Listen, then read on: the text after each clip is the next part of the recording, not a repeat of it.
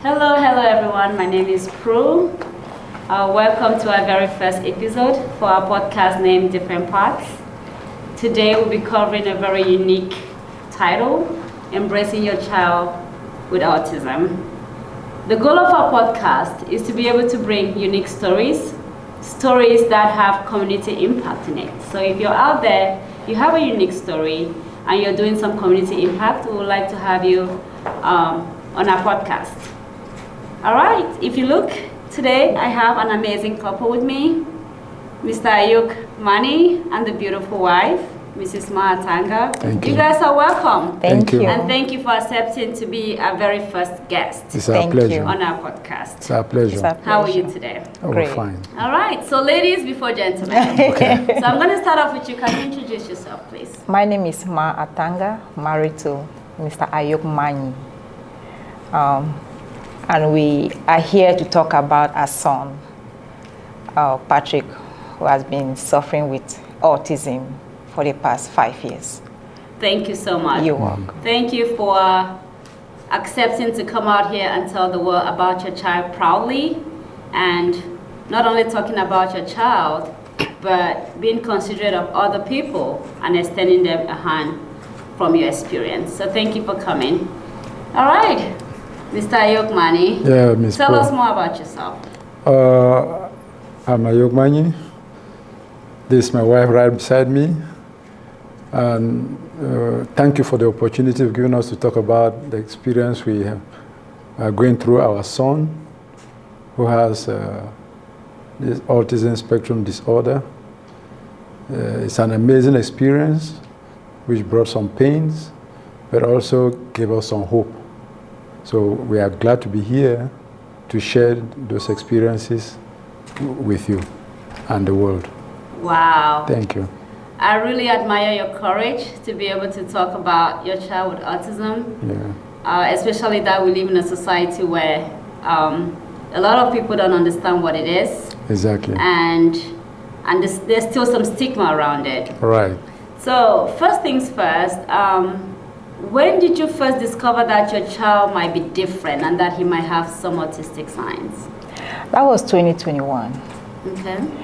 And just after, his first birthday, Okay. when he was like 14 months. Mm-hmm. And I just discovered that before his first birthday, like when you're leaving the house, he said, "Patrick, bye," he will respond. But after a while, I just realized that, he's not responding anymore. And then we call his name. Before then, he will respond. After that, he was not responding to his name. But I just kept observing. And I asked my husband, "Have you realized something with Patrick?" He said, "No." I said, "Yeah, so just try and put an eye on it so that we put our head together and see what is happening." But then it did not even occur to us that, you go to that direction of autism. And then later on, eye contact is not there. Furthermore, like when you talk loud, he closes his ears. And then, as days goes by, he started walking like with his toes and tantrums, and that's when I was like, okay, let me just book an appointment to see his pediatrician. And by then we started having this issue of COVID. There's COVID, there's no COVID, there's COVID, there's no COVID. And I called his pediatrician. He said, "Yeah, you people can come. So when I went there, and she said, it's a lady, she said, "Yeah, all what you just explained to me, it looks like autism, symptoms of the signs and autism." I was like, "Autism?" I was just staring at the woman. You're looking at her, your mind is somewhere else. I said, "Okay, so what next?" She said, "I will give you people a referral to see a specialist." Right. So what I'm hearing from you is that at 14 months, so your child was hitting all the milestones. Yes. And at 14 months, you saw a sudden change. A sudden change. So what I'm hearing is no more eye contact. Yes. The normal things that babies would do, like goodbye or anything, he wouldn't do that. Yes. You noticed that he was walking on his toes. Yeah. You noticed that he wasn't tolerating noise. Yes. And that he would throw tantrums. Let me get to you, Mr. Ayobmani. Was it the same observations that you had? And when your wife eventually said, hey, I'm noticing some things going on with this child, were you open-minded about seeking the pediatrician's opinion, or how was it for you? I would like to hear from you as well. Actually, when she drew my attention to those observations she just made, I said, okay, I will also observe and see if there is actually a problem. So after observing for about a couple of days, to me, I took it to be something very normal. Yes. That some children come with their different way of behaving. But looking closely, again, especially this issue of blocking her ears when there is some loud noise or some kind of pricky noise. Mm-hmm. He blocks his ears. So I said, no, but she's right. This is a little bit abnormal. So I didn't refuse initially. Okay. But there was some resistance. Yeah, there's some resistance. I just told her that, no, he's all right. He's all right. I don't see anything very particular that is wrong with him. Right. But she said, okay, let's wait and see. So at what point, he's 14 months when you're noticing all of this? Yeah, because the time that you get to the pediatrician, how old is he then? It was getting to 15 months. 15 months, 15, About 16, a month. about a month months, afterwards. Yeah. Okay. Yeah, you know, when she's very more observant than I. I think it's a mom thing. Mom have yeah, she's more Exactly. observant than I am. So within that month, she said, no, that we have to see a doctor. Something is wrong. So that's how we had to make that appointment. Okay. Right. You know, because first, God bless us with our niece, Abigail. Yeah. So I tried to compare her milestones. It was not really the same. So that's why I was like, I just kept insisting you should go and see the doctor. Right. So I'm curious, why did the pediatrician not notice this before now?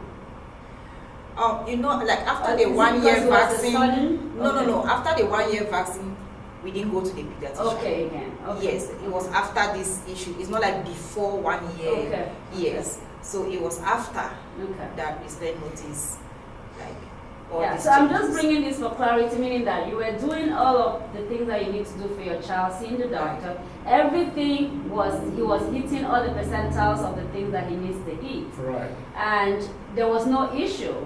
And your pediatrician didn't tell you anything because there was no concern. But you as the mom now noticed these differences. So tell me about when you met with the pediatrician. What were your expectations? Were you hoping that she would tell you something else, or how were you receptive as an immigrant parent with the whole interaction with the pediatrician and what her recommendations were? Well, I was just thinking that maybe it's something that way she would just observe the child and then tell me that it's okay, you know, the children are like this. Sometimes, you know, they change and, you know. But when she observed him, and she just came up with this issue of, I'm suspecting autism. She did not actually say that it's autism. Mm-hmm. I'm suspecting autism. So you can go to the next level to see the specialist. Okay. That's when the journey started. So the things that she observed, I'm going to ask this to you, Mr. Ayubmani. The things that she observed, were they the same things that you guys have observed at home, or were they different things that she observed at that point during her assessment in her clinic? No, basically, there were some that tie with her observation. Okay. Yeah, there were some.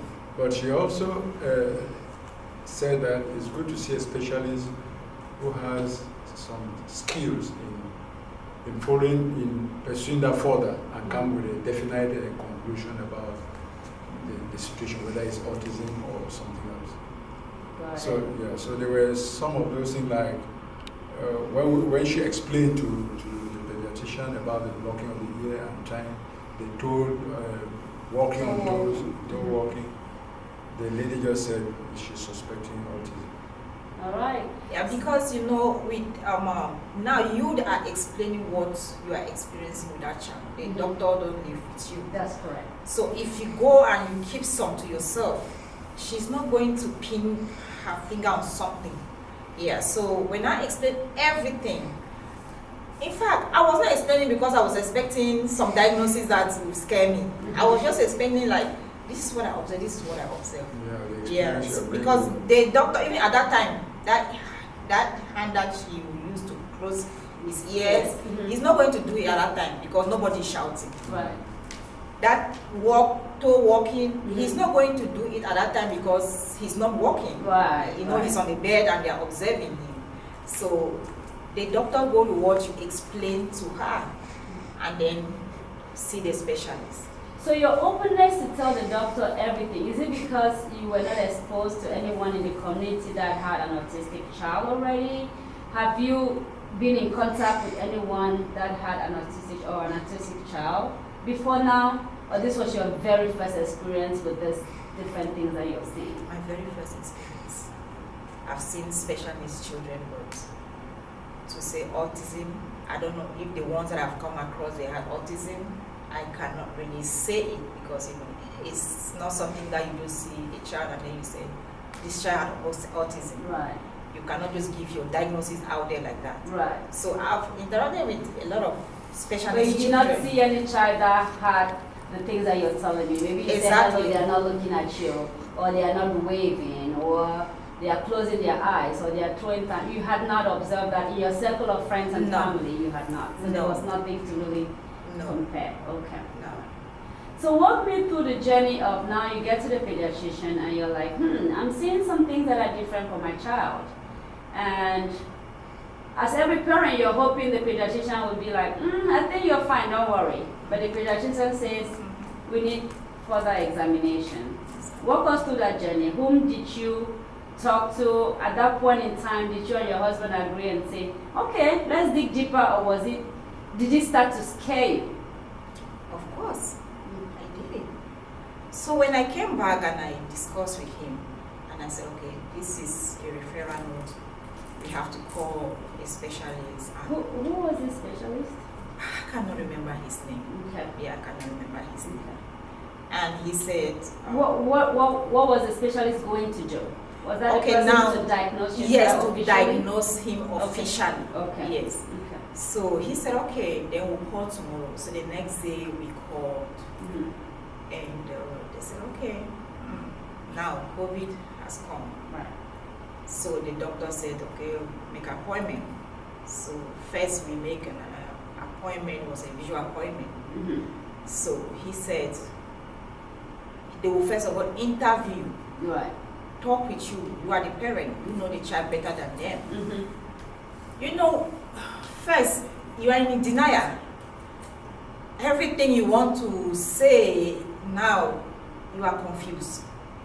Did you go into this specialist doctor that was going to give a definitive diagnosis for your child with an open mind like that you did as a pediatrician, or at that point you became suspicious and started withholding some of the things that you were saying? Yes. Okay. Was that with the hope that it would not end up to be autism? Okay. So when he called, there are some few things, and he said, okay, now I have to talk with you. Most of the interview will be with you. I want to find out if your child has been playing with other siblings. Okay, so another symptom is that they don't play with other kids. Yeah. Yeah, they are very reserved. Very reserved. So how do you differentiate it from the power play? Because I know at some point in the milestone there are times that the kids just play by themselves. How is it different from? So with other niece, with my niece, Okay. They were together. Okay.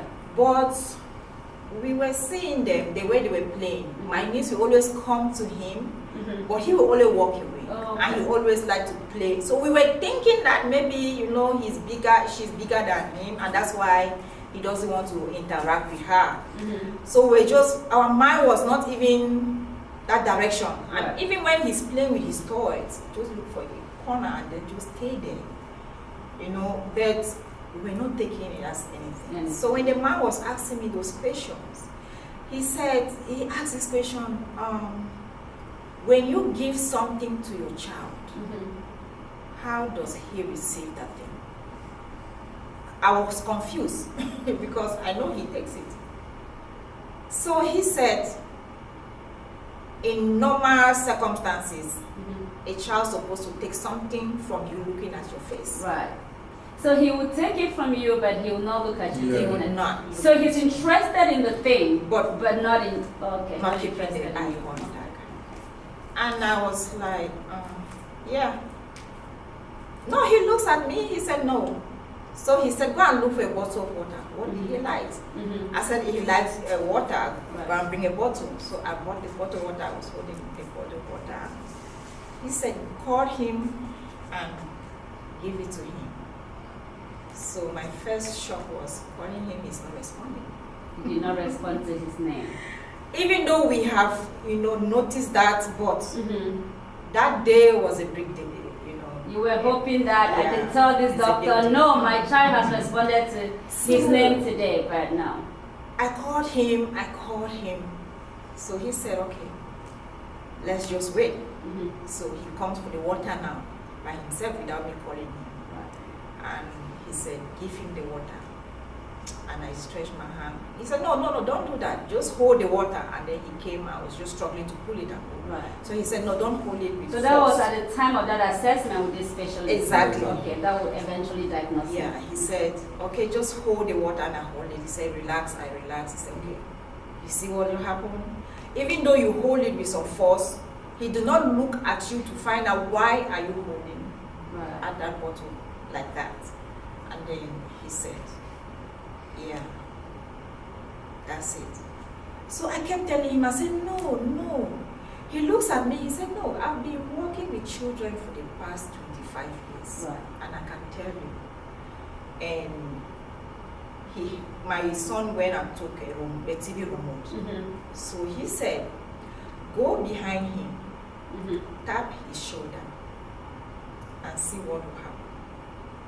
So I went behind him, I tapped his shoulder like 4 times. He did not look at me. He did not turn around to look at you. The way, like a regular child, the first instinct is, yes, like who is behind me? Right. He was just there, concentrating with the toy that he was playing with. And the man said, I don't have much again to say about this whole thing. You just have to prepare your mind and accept it. Because more and more you will see them. And I said, okay. I will talk with my husband when he comes back from work. And when my husband came back, and I told him. So we still have to call now and go in person. This is where the whole challenges now started. COVID hit, and to have an appointment was a big problem. It took us 7 months. 7 months to have an appointment. And we just have to stay on the queue because... So what was the appointment for? In-person appointment now. Okay, so the initial appointment where he's asking you to get the bottle, and then that was a virtual appointment. That was a virtual appointment. And then you had to have a physical appointment. Yeah, a physical appointment now. So we went there. He asked what are his favorite toys. Now we don't know because he plays with everything. We don't know. Right. So he said, then I told him that now, since he cannot talk, now he stopped talking. So with this issue of talking, sometimes he will say something and you'll be like, hey, that he's talking. Right. And the next day he cannot retain those things. And that's how it just goes slow until it just stops. All right. So another sign that you're telling me is they could say words, but they might not remember them tomorrow. Yes. Okay. They could say it. Okay. And you think that Can I come in here? Sure. I think it's not like they cannot remember. Okay. My experience with them is that there are people who use their words only when it is needful. Okay. If you want them to use that word some other time, Mm-hmm. it doesn't appeal to them, even when they know it, but they will not use it. Right. So it's kind of like words come to them only at their own behest. Mm-hmm. It's not at demand. You know, you may demand a child to do something, and the child does it. But what my experience with autism children is that they come up with their own thing at their own behest, at their own time, not what you require. So we have to adjust to them. Exactly. Not expecting them to adjust to To us, us. no, exactly. So we have to be patient with them. That's why he may use some phrases today, and tomorrow he will not use it. And you may think that the phrases are gone, but they are there. They are there. You only use them when he wants to use them. So we have to be a lot patient with them and try to follow up gradually, encouraging them. And from there, you see they will pick up. Okay. All right. So when I went to that specialist, and Yes. then he said, I was telling him that he requests more gesture. Okay. Yeah, because if you want If water, you need something, you just go there. If you need food, you just go to the pantry. Okay. If it's anything.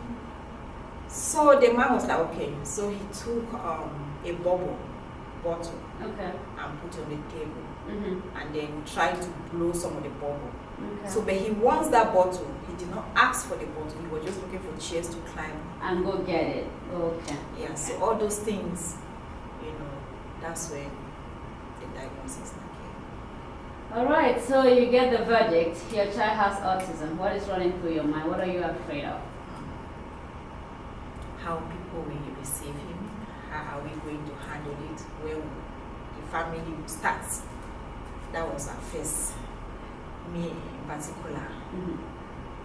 Where are we going to start? So let's start with first things first. So you're afraid of what are people going to think of? Were you afraid of what were you afraid of? The stigma? What is it that you were truly not afraid really of? the stigma. Mhm.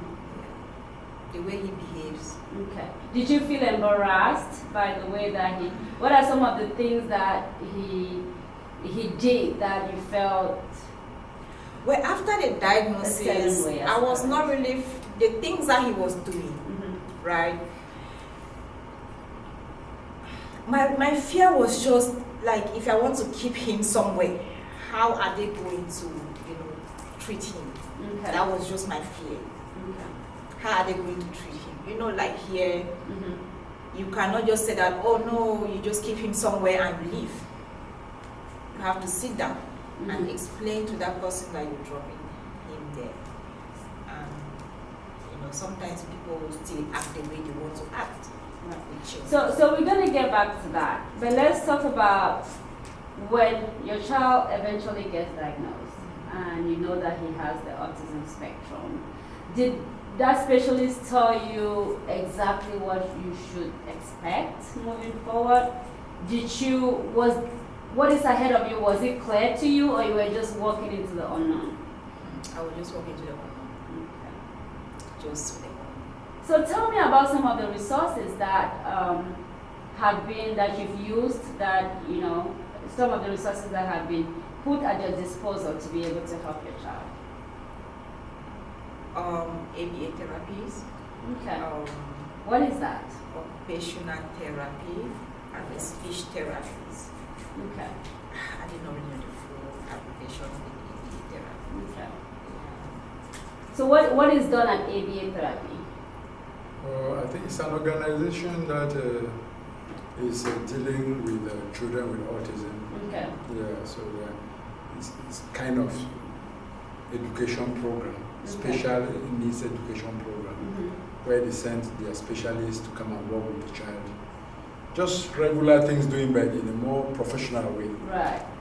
Training, like trying to encourage the child to read, Okay. how to master alphabets A to Z, how to pronounce them, how to identify them, Right. and also a little bit of academic work and playing with toys and trying to ask meaning of things and trying to encourage the child to know what one thing is to be done before the other, which one comes first. That's in trying to synchronize the child's brain Right. on Right. how things are supposed to be done. You have Yeah. to do this first Mhm. before that one. Okay. Yeah, so those are some of the things they do, and they also encourage the child for outdoor activities Okay. like playing around with soccer ball. So what I understand is that they work on the child's social skills and behavior and make sure that they Exactly. understand when to do what and how. Exactly. Okay. That's great. That's But great. the thing is, now we're talking about non-verbal. Right. So let's talk about that. You have your child. He is having non-verbal communication, but he can talk to you, right? And Exactly. at ABA therapy, do you stay there with them or you leave them?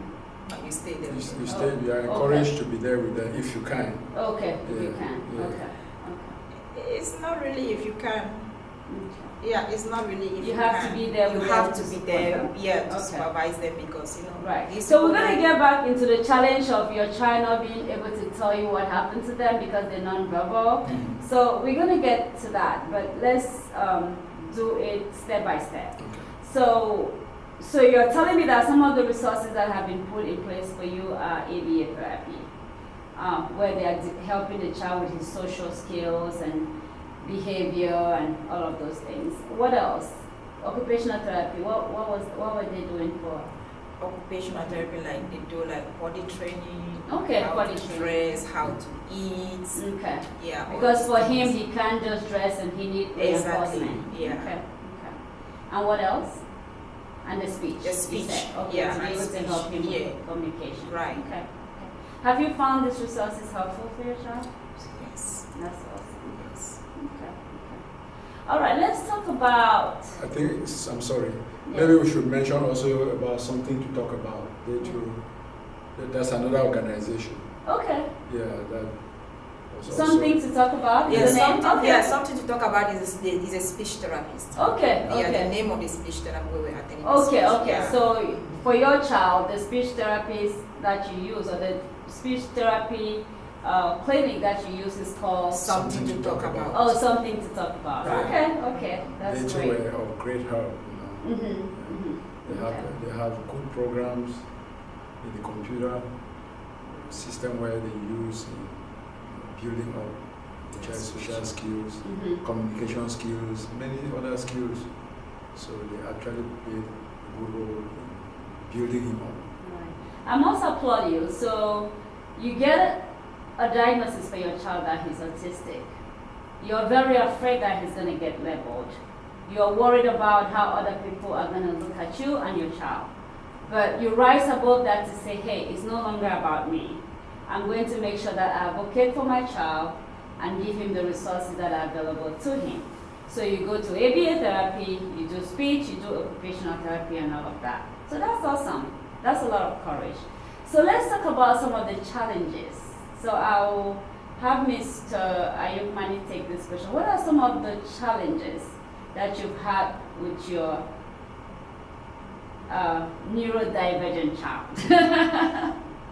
In fact, it wasn't easy. It wasn't easy really because it required a lot of time.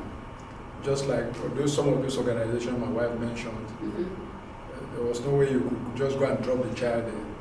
You had to be there throughout the period that they are working with the child. And also you had to forgo certain things just to make sure you follow up those programs that are given. Right. So the challenges were huge. Sometimes she would stay off work for a couple of months. Even now we are talking like this, she doesn't work full hours. So the challenges were huge and a great burden to my family. Right. Yeah, so those are some of the challenges we had. And also, we were a little bit stressed out because sometimes he doesn't sleep easy, he doesn't find sleep easily. One of the signs is that they struggle to sleep at night. Yeah, if he doesn't sleep. What is he doing at night? Want to play around, so you follow his program. It's night, it's time to sleep. Yeah. His brain is not telling him that. Yeah, it's not telling him that. So you have to be with him. Because, so that means you two are not sleeping. You are not sleeping as long as he's not sleeping. Wow. So, and the financial burden too, because my wife had to be ordering books that will help him. Some friends. Right. I would like to mention a few names, if you permit. Yeah, sure. If they are okay with it too. We have some friends in church who gave us a lot of help when they discovered that our child had been diagnosed with the syndrome. Right. And so they recommended certain books, some facilities. So do you want to talk about some of those books? Because we have parents listening that I want to look up those books. Yeah, do we you can have mention some a of few. it? Yeah, I love Okay. them. But let's do three books. Okay. I can think of, I can remember Pete and the Cat. Oh, Pete and the Cat, okay. Yeah, he loves Pete the cat. Pete the Cat, Pete sorry. the Cat, okay.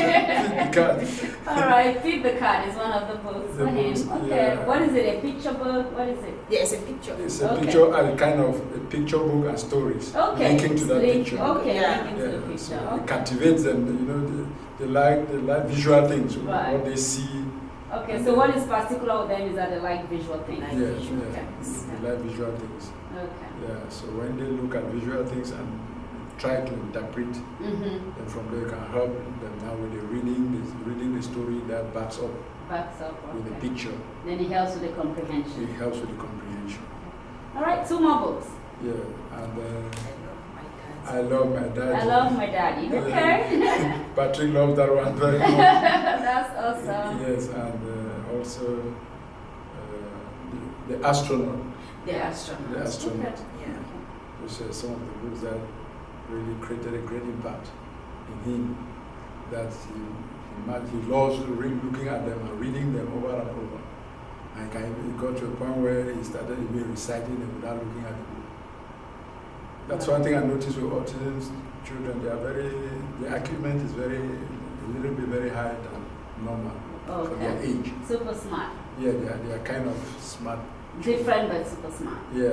Yeah. All right. So what I'm hearing is now you have, your child is being diagnosed with autism. You are very confused. You don't know the next step.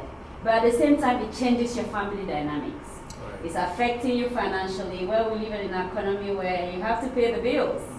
The bills are there, but you are doing that conscious sacrifice for your child to say, hey, I'm going to cut down on my lifestyle. I'm going to make sure that I'm available for all of these services that my child needs. I will take them there. That is awesome. All right, tell me about school when he went to school. When you dropped him your very first day, your child could not tell you if somebody pushed him or something happened. How was that for you? And how has that been? The first year, that was last year. It was hard. Yeah. So, but then he was kind of talking a little bit.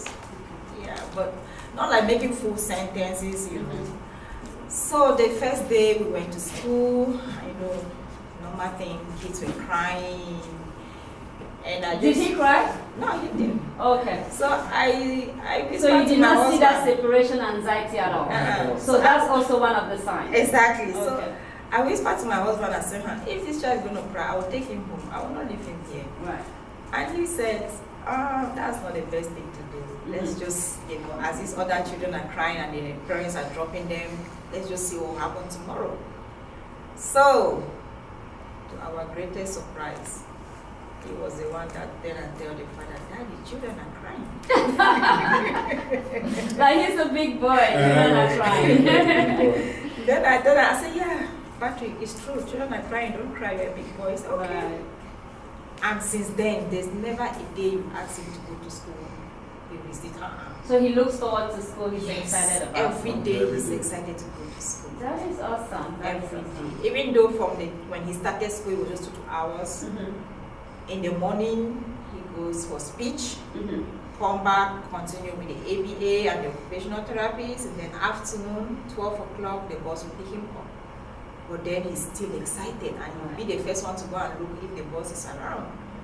So since then, we don't know if it's because of the way we, accepted it and then take him out to the community. Right. He interacted with so many children, go to church, Okay. other programs. So we don't know why he actually just embraced school like that. We That's a cannot good really tell. thing. That's a good Yeah. thing. So now, you're in this situation, you have a financial burden. Thank God you have a very supportive spouse. Thank you, sir. Because now it's teamwork, right? You have to decide who is going to be up, who is taking Patrick for therapy, who is doing this with him. You have to cut down your hours, meaning some of the things that the American dream presents, you have to kind of put it on hold and all of that. Because your child is number one. Your child's number one advocate. All right, so what do you want to tell the parents out there that are seeing these symptoms or are starting to observe this symptom in their kids, but they are in denial? Because just like you, they are afraid of how people are going to look at them. What can you tell them?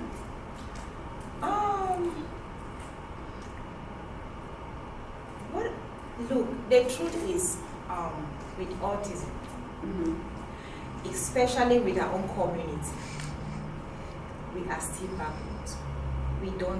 We are not. What is our community? Is it the immigrant community The or the immigrant- Cameroonian community? I think, let me just say the immigrant. The immigrant community at large. Yeah, Okay. at large, yeah. When I say backward, it's not like we don't know. What when we see those milestones that the children are not hitting them, we always give ourselves time. That, oh no, maybe, in 2 years' time, Probably we are afraid, as you said, of the societal stigma. yeah, in 3 Right. years' time, the child will talk. My first child did not, stay for 2 years. Okay, now there's big difference between that.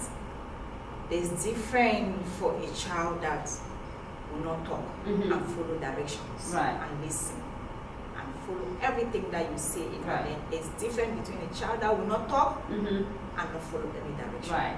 So what you're saying is that parents have to look out for, if my child is not talking yet, but can at least follow direction, meaning if you call them and say, come here, they can come. Exactly. Then you know that, okay, they understand what you're saying. It's But- just a speech delay. But with kids with autism, they don't understand initially that sense of direction. They cannot connect, they don't comprehend exactly what you're saying. Exactly. Okay. Also, it's not like, I want to think that it's not like they don't understand. They are just people in their own world where they don't easily take to adult direction. They do their own things at their own time. Right, You may say, bring me that book. He understands. right, But he will not do it. He does it only when he wants to Exactly. do it. okay. Yeah, so it's not like, I don't think it's they don't understand. They do understand, but they act at their own, At their own time. evolution. When they Right. want to do it, they do it. So that's one key thing that parents have to observe. Yes. So they look at things and do things in their own way. And sometimes you see them, some parents become frustrated because they always want to do things only the way they want it to be Right. done. They don't, most of them resist doing things that people ask them to do. Right. Yeah. So we come from a culture where autism or special needs is looked at in a certain way. We travel here and we come and it's the same thing. We have that cultural barrier and we don't want to accept anything like that. There's the stigma that we don't want to deal with, right? So I would like you to share a personal story.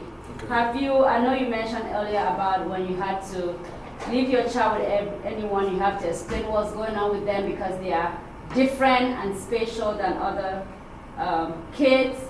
Tell me about a situation that happened where maybe someone said something very hurtful about your child, or some experience that just made you to feel so bad about how somebody will be treating your precious child? Yeah, you know, like because we want to improve his social skills. Like a birthday party, we go there, we take him. But one thing I don't do is just allow him there. Right. Because I know So you do make I sure always he's supervised. be there to supervise. If I know I will not be there, I don't take him there. Or if I know a family friend wants to take him, and I will tell you this is his condition, and we think he will not be there. Anyway, I don't actually give him out, Right. strangers, because Just for fear of you're not exactly sure because you're gonna take care of him.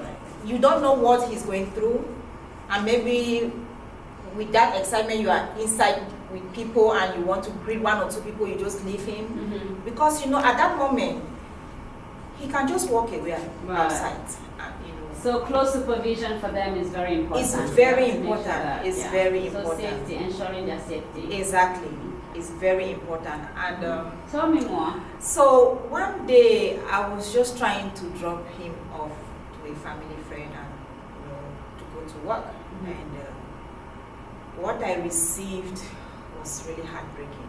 You know, maybe they have observed the way he behaves, and before I even make a complete statement, they were like, "Oh no, I cannot stay with your child. It's just everywhere. This child needs, you know, one-on-one care, and I cannot because my own children are very." Not like that. My children are not like that. My children are not like that. My children are not like that. You need to look for one-on-one care. You know, my children are very calm. I just have to say it the way it is. I'm sure that was very hard for you. And what we are encouraging everyone is, for parents that have kids with autism, they are already dealing with a lot. If you cannot be kind to them, just keep your mouth shut, because there's no point adding their pain. And we just never know tomorrow, right? So you can be in a situation today and you just don't know what is going to happen. So I really feel bad that a family friend would treat you like that, but I'm sure that as a parent, you're the #1 advocate for your child, and you'll make sure that nobody treats them otherwise. And our expectation is that the society or our community should be advocates for these kids. They didn't choose to be the way they are. All we can do for them is to be able to support them. They are different in their own way. Right. They are different in their own way. But they are still precious gifts from God. They are not harmful to anybody. Yes. So They are super smart. just There are a show lot them. of big, successful people that Just show them that are love. autistic. Yeah. Show them love. That's just it. I mean, as parents, my own is just show them love. If you see where they are going that they are not supposed to, just redirect them. That's all. And by doing that, you are reinforce something that you don't even know that you are doing, and that helps the child. Instead of spanking or insulting or look the child in such. So tell me about good news. It hasn't only been challenges. There's been some exciting things that have happened with your son. What's going on? He started school last year. Where is he now? He's been in all of these therapies. Is he talking now? Is he reading? Is his social skills improving? What are you seeing? I know there's definitely hope. Yeah, sure. Yes. Sure. No, Patrick is awesome, and I want to take this opportunity to thank all those who impacted in one way or the other in his life, because it's really very special now. He's functioning now properly. What is he doing? Tell us more. I want to hear it. Oh, he's doing well at school. In his class, he's one of the best when it comes to reading. Wow. When it comes to coloring. Ooh. Okay. When the issue we really had with him, the complaint we used to have with him about him from teachers last year was his hard at following adult direction. So that has improved. That has improved, and that is very important for me, because that's the foundation of learning. Yes. You cannot be a learner where you don't follow. Yeah, so we've improved greatly So on he the has direction, improved greatly. following directions. And I want to thank my wife too. She has done a great lot in building him. Awesome. Thank you for your intellectually, sacrifices. Yeah, she has not relented the effort of buying these books. Wow. She has a lot of them, ordering them, and they are very expensive books.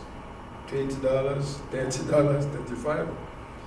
And she uses it to work with him at home, read the books for him, try to ask him to tell how you used to say it, what is the story? The moral of the story. Oh, wow. So Patrick is talking now? Yes. Having normal conversations? Oh, Patrick can read now. Asking for what he needs. And tells and you he came from not being story. able to say anything to you, not being able to look at you, not being able to do stuff to now doing things. It's really, a sweet and bitter journey. Right. The sweet partner is Yeah. the other part of the How story. about the reaction to the noise? Has that gotten better? Oh, yeah. Okay, Yeah, that has okay. So gotten the therapists help. So we do have resources that if we utilize them and we make those individual sacrifices at home to support our child, that, Yeah, the we child with haven't, autism, yeah, that we haven't there's gonna be observed that those- issue of the sound recently. Okay, that's great. Yeah, so I want to think that is improved a lot. Awesome. We just pray that because some of those signs used to disappear and And resurface. then come back. But Okay. the good news is that with training and Mhm. persistence in the therapy, those will eventually all disappear. Okay. Yeah, That's because awesome. there are some that we no longer see them now. Right. Yeah. So thank you so much. I have some couple of people that I really want to actually call their names. Okay, sure. So we're gonna get to the acknowledgement part, Okay. but I just want to say a big thank you for, again, we are immigrants and topics about autism is not something that parents are open, but I'm sure that this conversation today is gonna help a lot of parents. Right. Thank you for sharing your journey. Thank you for sharing your sweet and bitter journey with your child. Thank you for embracing your child because he's definitely a special gift from God. But tell me about, you're not only taking care of your child and focusing on the challenges that you have, you're extending your hand to make a community impact all the way in Cameroon to help kids that have autism. Tell me about your nonprofit. Okay. With the experience we went through, or we are going through, Patrick, and reflecting what I had seen at home, because I had never known anything about autism. But when Patrick came into the picture, it made me to reflect. So you used to see some kids Some cases that that are have the same kind same of characteristics. characteristics back home, and then we're giving different all sorts of names. What was it? We're saying, oh, this is Banje, This Obanje, yeah, witchcraft, this witchcraft, accusing people. accusing people left and right, The parents put their hands into something. and so on, accusing people left and right, and But I came to realize that, oh, so this is the same experience that this Patrick is going through is what I had seen back home when I was back home in Africa. Right. And so I thought that it is important for us to come up with something that can help raise awareness first Yes. to our people back home, and also to see if there's a possibility of helping children who are at the moment facing that experience of spectrum disorder. I can assure you that your mission is a global mission, Okay. because there are parents here that need you, that need to share your experience and your support. And for you to go all the way in Africa, in Cameroon, to extend that hand, first of all, about awareness, and then helping them, that is amazing. So we're going to have another episode where we're going to come back here to talk just about the nonprofit in Cameroon, how you intend to support them. Hopefully we can talk about a fundraiser and how people all around the world can support you with this awesome, awesome journey. So before we go, how do you take a break? How is self-care for you? I don't really Have you learned to let go and be able to be away from Patrick? Not really, because we are still working on him. Right. Yeah, we are still working on him, and to drop him somewhere now is not really something that we are ready to do. Yeah, because we still have a lot. Family member have been saying that, oh, drop him off, but there are still some fears, you know. Yeah, so, but I think there will be that time. Right. Yeah, we'll drop him. So you're not there yet as mom. Let's hear from Jack. Are you ready to drop Patrick somewhere? This guy is doing great. He can read, he can call you on the phone and say, Daddy, I'm hungry, somebody beat me up or something. Like, what are your fears? Yeah, How do you take a break my so that worry you is can that well? my worry is that we can drop him somewhere, but I have a worry that he may be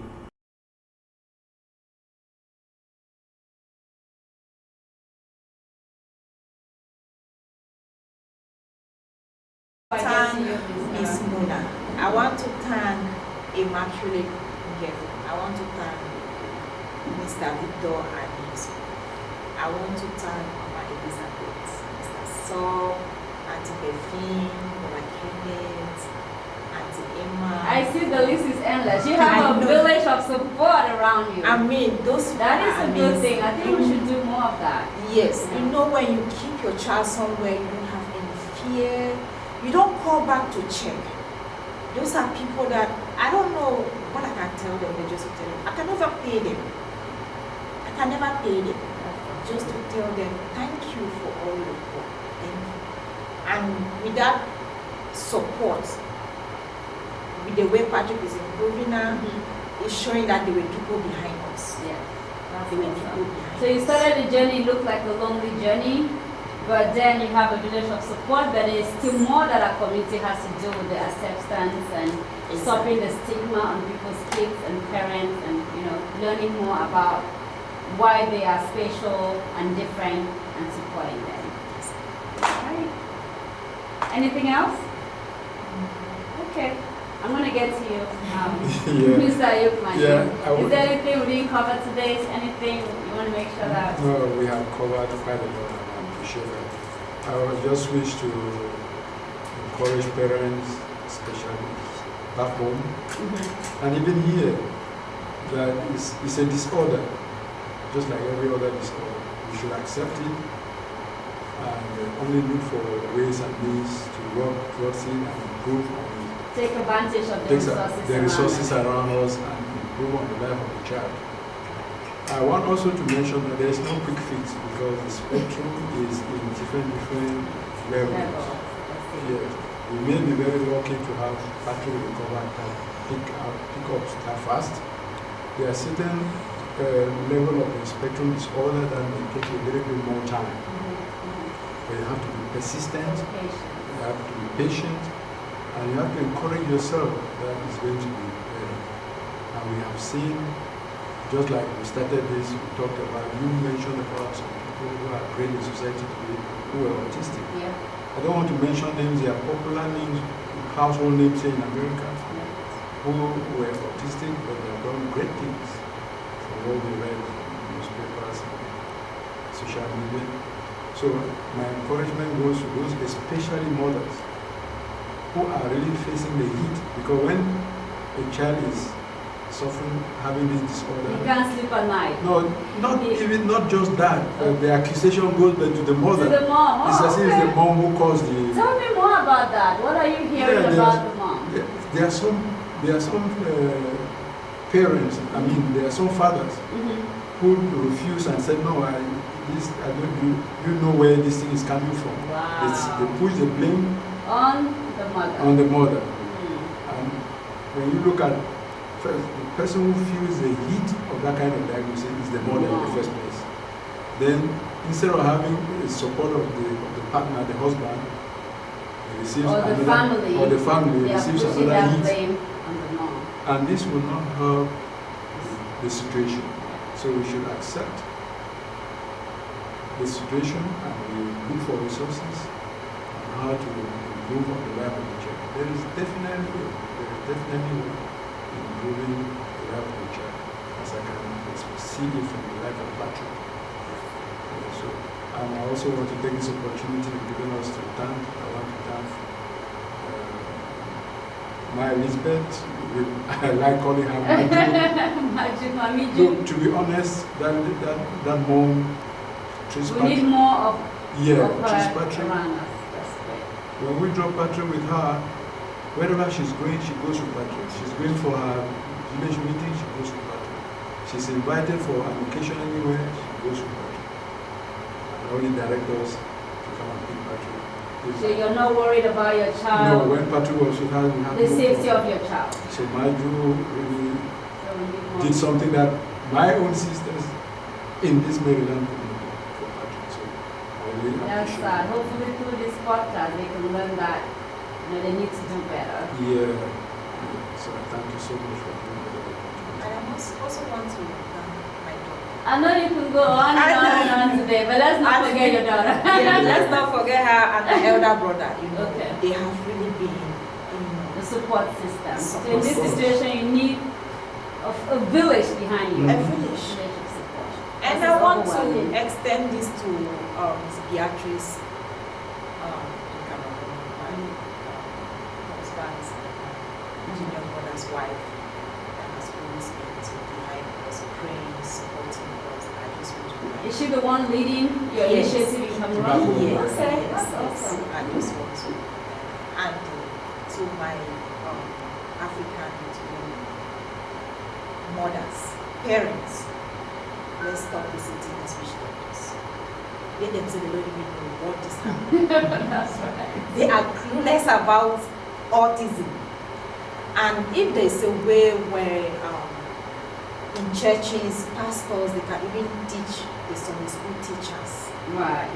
if something. So at that basic level where the milestones are supposed to Exactly. be So that if the child is coming to come to Sunday school, they know that okay, this is how we have to handle this child. Wow. We have to What a put great this child to suggestion. interact with the other children. Mhm. So if there's a way, one person have to start it.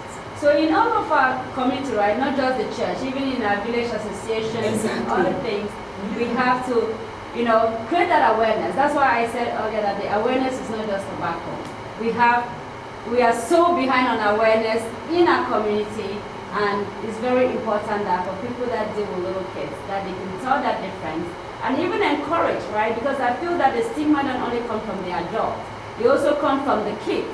Because they see that the kids with autism act differently, they laugh at them, they bully them, and all of those things. So the education and the awareness has to come from the bottom, and it has to come through family by family, community by community, and the world at large. All right, I know you wanted to thank your baby, your daughter. Anything you want to tell her specially? Oh, I know she's been wanting to take Patrick, you won't let go. I wouldn't. I just want to thank my daughter because she has really helped. She helped us because it was a journey that everybody was confused in the house. We didn't know what to do. With her age, she's the one trying to take Patrick, go for walk, try So to you have make to us keep routines, keep keeping. It's a full calendar. It's a full calendar. My elder brother will come back from work, he will ask, where did you stop? How are you feeling today? So that brings me to a question that I forgot to ask. Tell me a day in the life of Patrick. Okay. In the morning, 8 a.m. We up around 7 a.m. Okay. And he's up, he didn't sleep all night, so he gets up. No, you mean like? Okay, you are up. Is he up? Yes, he is up. Okay. He is up. So he didn't sleep all night, but he's still up in the morning. No, he sleeps up. Not really all night. Okay. You It know, was some days that he struggled with to sleep. autism children, Okay. to achieve more of these goals is schedule. Okay, you you have to schedule schedule them. stuff. Okay. You don't just put, overload them with things. They get confused. Okay. Then you have to schedule them. So with So Patrick, the law of routine, and you have to stick on it. yes, you have to stick on that routine. With Patrick now, when we started his program, Yes. 7 a.m. we are on. 8 a.m. we are on our way to speech. Okay. 8:30, 8 a.m., 8:15 speech starts. It's 30-minute session. Okay. We come back. 9 a.m. ABA starts till 12:30. 12:30 occupational therapy till 1:30 p.m. and that's it for the day. And we continue. So I will encourage parents because one thing the company will tell you, always be with your child.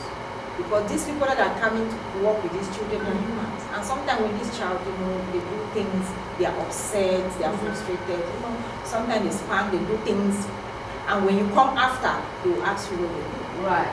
So the always, So there is a risk of abuse even when you yes. So you have to be there. So me, I'm not only there because I want to see whether they will abuse my child. I'm there because I want to learn, so that whenever they leave, I continue. Right. Yeah. So I really thank my daughter and my elder brother. They really, they're so supportive. That is awesome. Thank you so much for taking your time today to come share your personal story. I'm very excited for you, especially with, not only focusing on your child and the challenges and having the pity party, but rising above that to take care of your child, being an advocate for your child, but extending a hand to many parents out here, globally in the world, especially in Cameroon with the projects that you have. Again, as I said earlier, we're going to have some time to come back and talk about your fundraiser and all of these fun plans that you have for your venture in Cameroon. I'm very honored today to have you here. We are very excited. We wish you all the best. Thank you for all of your braveness through this. And as you said rightly, there is hope. So thank you. And today we covered embracing your child with autism and being their number one advocate. Thank you. It's a pleasure.